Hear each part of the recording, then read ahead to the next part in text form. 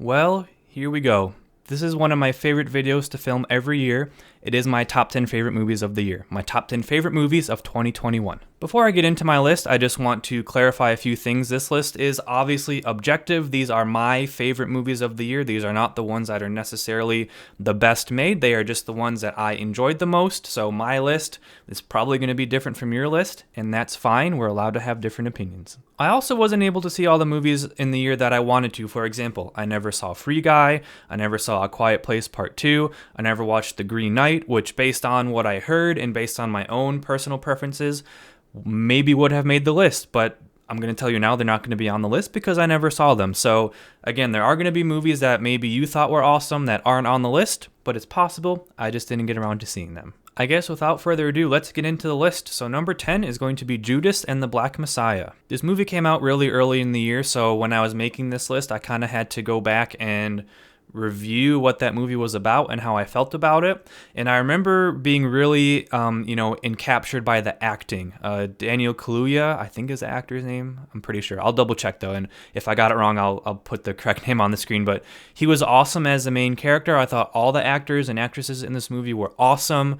I think Kaluuya even won an Oscar or a Golden Globe for his role in this movie, which was well deserved. The story was very, intriguing, and when you consider the fact that it was based on a true story and based on real people, it just adds it added a little bit more to the movie for me. So that's why Judas and the Black Messiah is number 10 on my list. The next movie on my list is The Suicide Squad, the sequel/reboot to the DCEU movie that came out however many years ago that was pretty garbage. This one was awesome, and it definitely goes to show you two things. First of all, what making a movie that lends itself to being R-rated can actually do, and also what directors can do when they don't have a whole lot of studio interference. That's going to come into play later on my list as well. But you can definitely tell with this movie, Warner Brothers was like, all right, James Gunn, we trust you. Just do your thing, make the movie you want, and we'll support you. And man, did that pay off. This movie was awesome. The violence was awesome. The comedy was great. The aesthetic of this movie was great. It was a good movie to look at. Everything about this movie just worked for me, and so that's why it's number 9 on my list. The next movie on my list is probably the most sentimental I'll feel towards a movie on this list. It has a special place right in my heart right here, and that movie is James Bond, No Time to Die. When Casino Royale came out, I was a 13-year-old pimple-faced middle schooler maybe. I might have been in like 7th grade or 8th grade. 15 years later, I'm 28 years old. I'm engaged. I have a house and a cat who may make an appearance in this video. And all the while, Daniel Craig has been James Bond for me. So it only feels fitting that I put this movie on this list, his last movie as James Bond.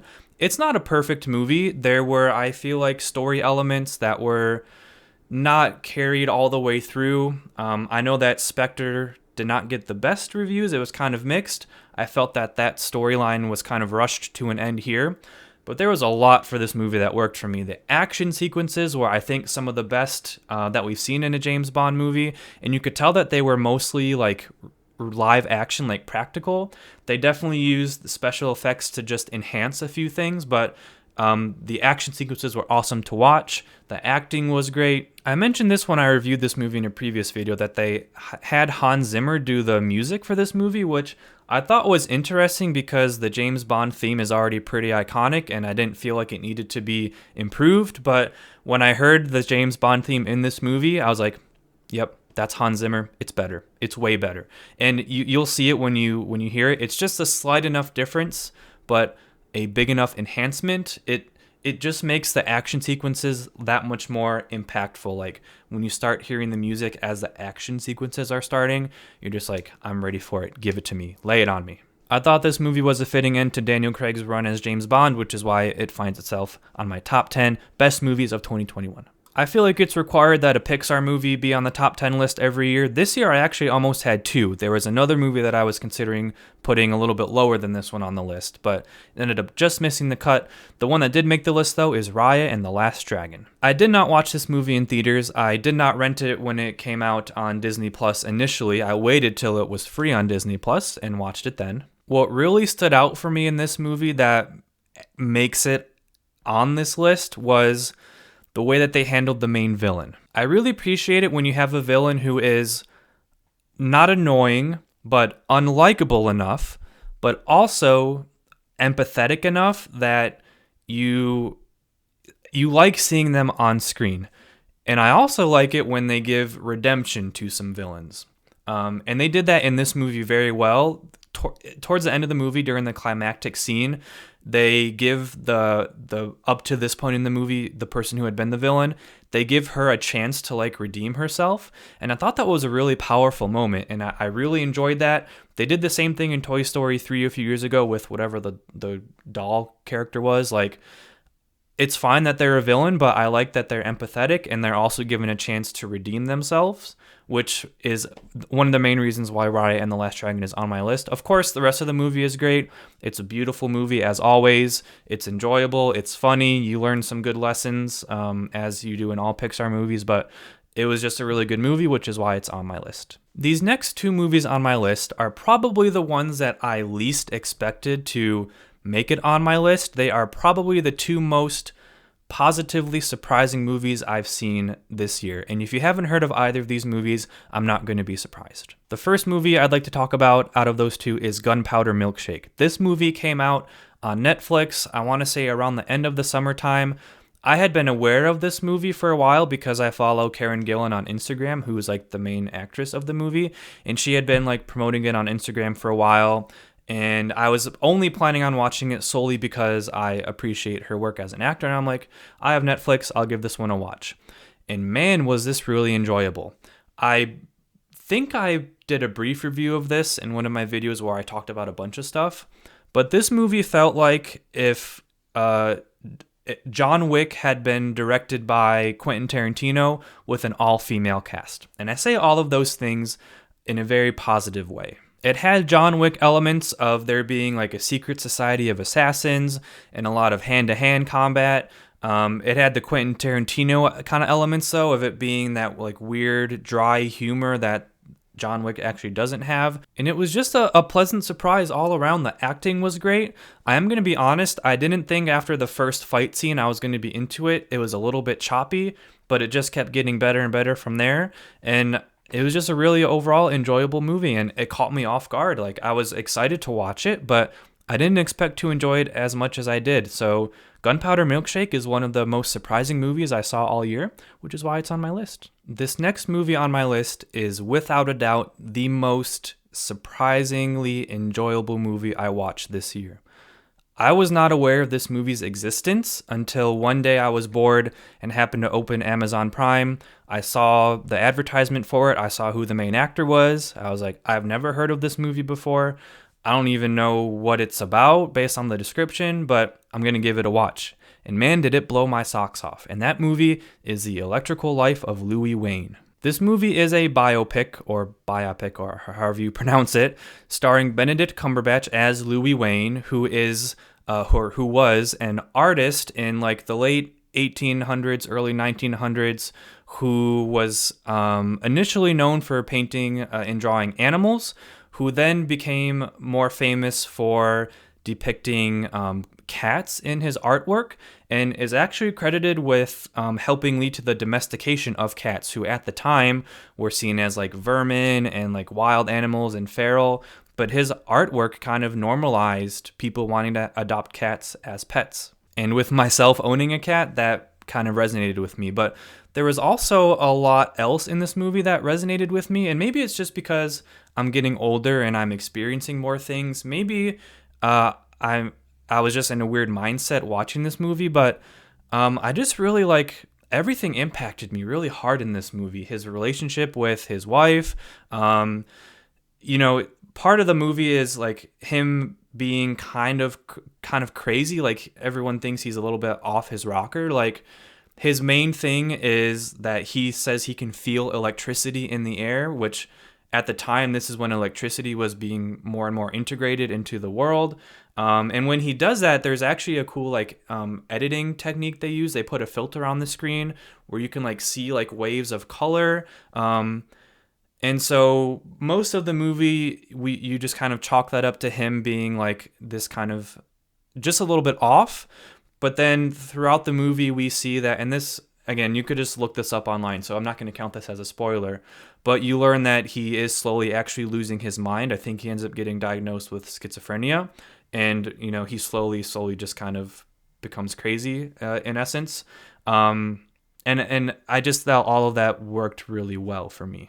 Yeah, I don't know what else to say about that movie. Everything just like impacted me really hard, and everything in the movie just it like hit me, and I was like, that this is working for me. It's just I really enjoyed this movie. So The Electrical Life of Louis Wayne, give it a watch. Like, I don't know what else to say. For me, it was definitely the most surprising movie of the year. All right, we're into the top 4 now, and I will say that my top 4 favorite movies of the year have been set for about 2 weeks now.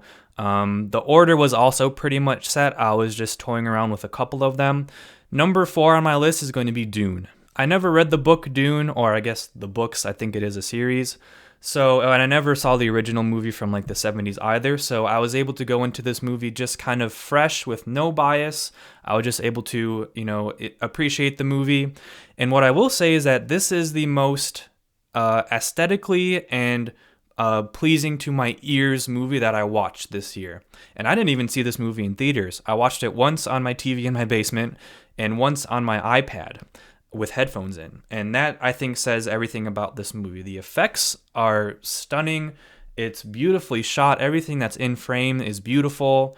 The sound, the score is awesome. And of course, we expect that with Denis Villeneuve. His movies are known for being, technically well made. I will say it was a little bit of a slow movie, but that's just how the story is. The story is very dense. There's a lot of lore, but I think they did a good job, with what they had and working it in. I am very happy that they are making a second one. I was a little bit thrown off when I learned that this was only going to be part 1 of the whole story, which if this movie hadn't made enough money and they weren't going to make a part 2, I think for a lot of people this movie wouldn't have been as good. But knowing that the story will continue, I think this was a very well-made setup, a very enjoyable movie on its own, but I am very excited to see when part 2 comes out. So Dune, number 4 on my list. The next movie on my list, my number 3 favorite movie of the year, I've already talked about at length on this channel.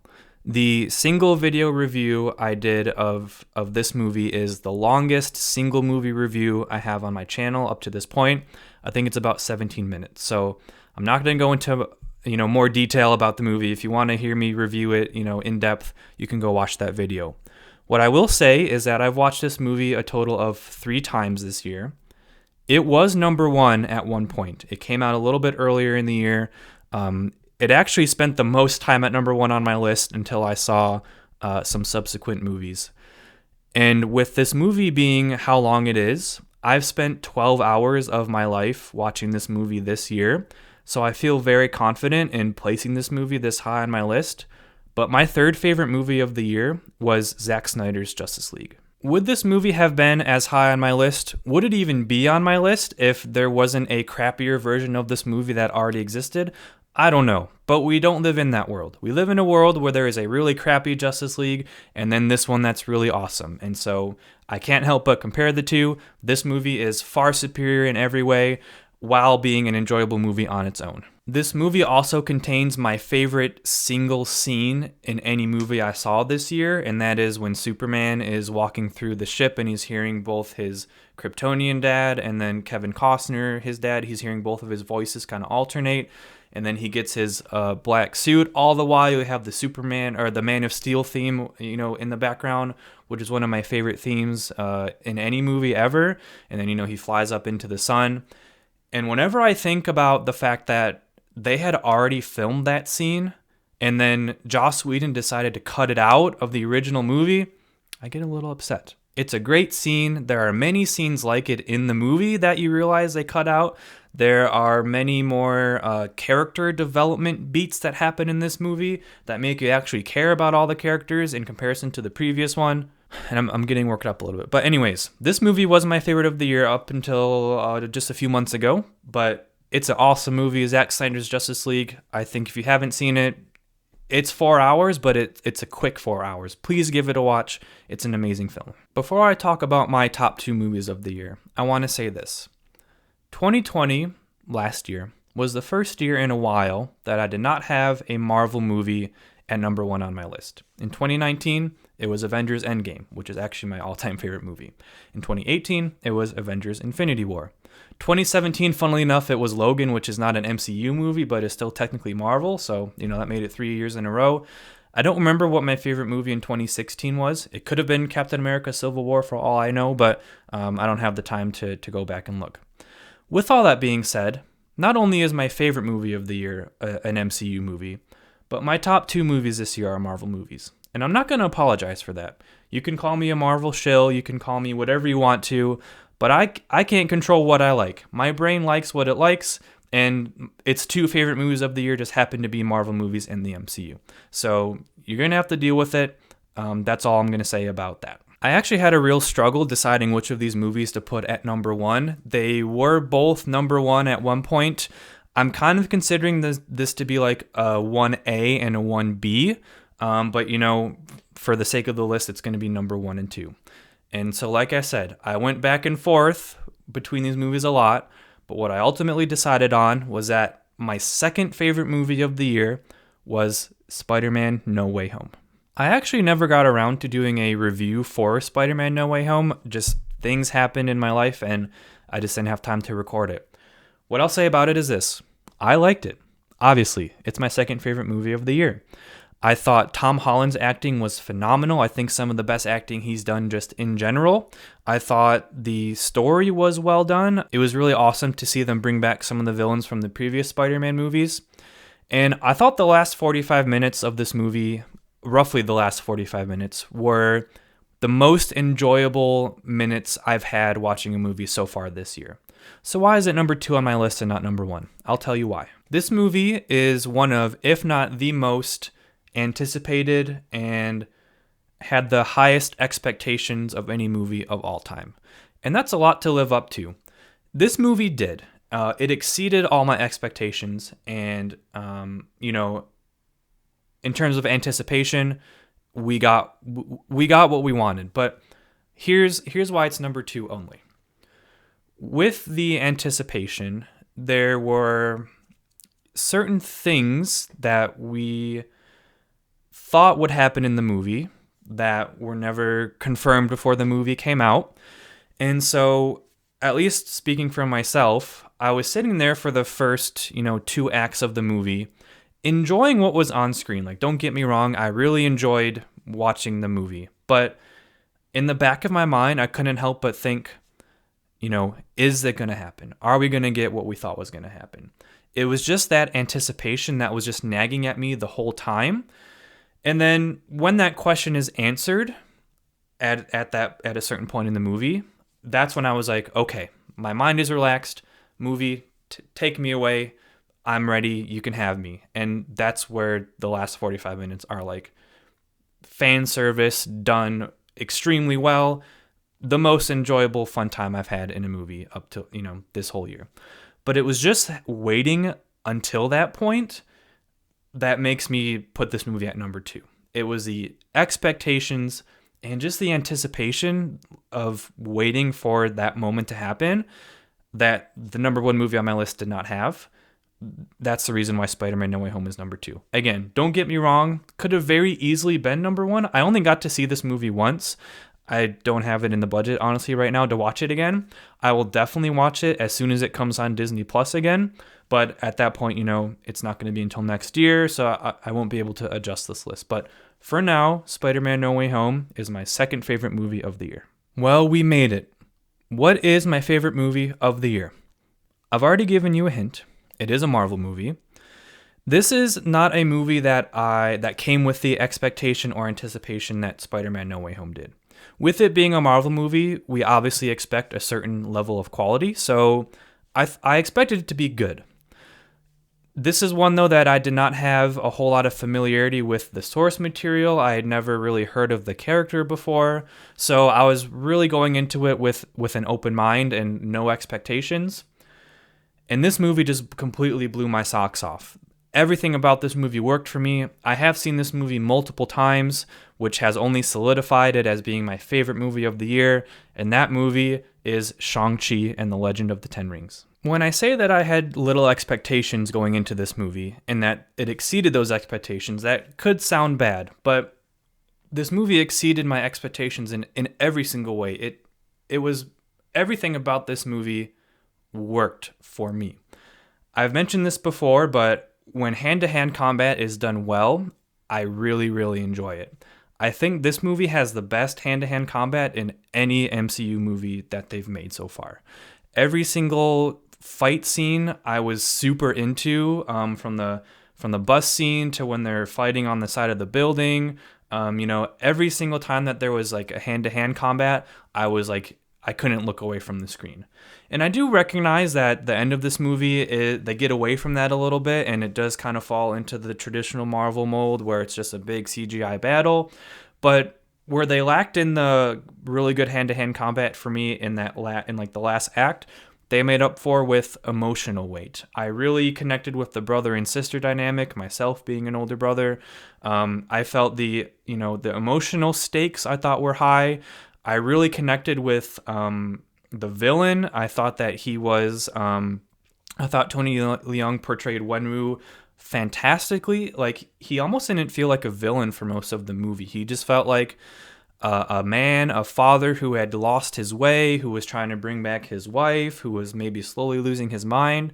But I empathized. Like, I understood his, what was going on with him. Like, he was a very empathetic villain, and I think one of the most human villains we've seen in the MCU. I was also really excited to see Simu Liu in a movie.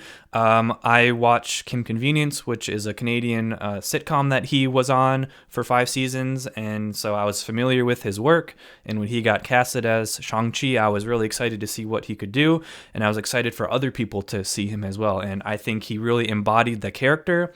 I'm really excited to see what they do with his character going forward. And there it is, my list of my top 10 favorite movies of the year. Of course, like I said at the beginning of the video, there were movies this year that I wanted to watch but didn't, so your list might look different from mine. If there are movies that would have been on your list that aren't on mine, let me know in the comments down below. I'll let you know maybe I did watch them but just didn't enjoy them as much, or maybe it's a movie that I'm still trying to get around to watching. This is also going to be my last video of 2021. I want to thank you all for sticking around this year. It's been really fun, this being my first full year making YouTube videos.